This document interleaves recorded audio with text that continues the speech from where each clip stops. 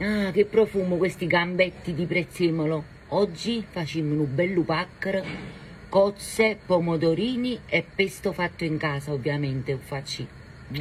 Pigliate carta e penna e venite a presa a me. Una cosa, mettete la caccavella con l'acqua e il sale. In una padella fate friggere l'aglio e l'olio e i gambetti di prezzemolo. Ho pulito le cozze, lavate e ho filtrato l'acqua delle cozze. Invece questo è il pesto che ho fatto io. Un po' di peperoncino, se a voi vi piace un mettete, se no non ci mettete.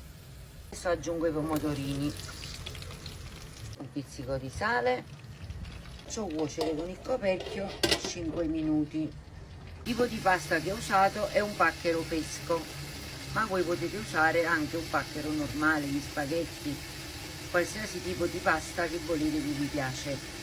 Ecco, rimuovo l'aglio, vedete, e i gambetti di prezzemolo. Questo che abbiamo preparato, ci buttate le cozze con tutta l'acqua che avete filtrato e fate cuocere altri 5 minuti. Qua l'acqua bolle, sto calando i paccheri, questi sono quelli là freschi e quindi cuoceranno giusto 5 minuti. Prendete i paccheri che avete scaldato e li buttate nel sughetto. Ma raccomando, una bella cascata di prezzemolo, non da mancare. Adesso unisco il pesto di basilico. Qua che bella cremina che si è formata. Ecco qua, assaggiamo.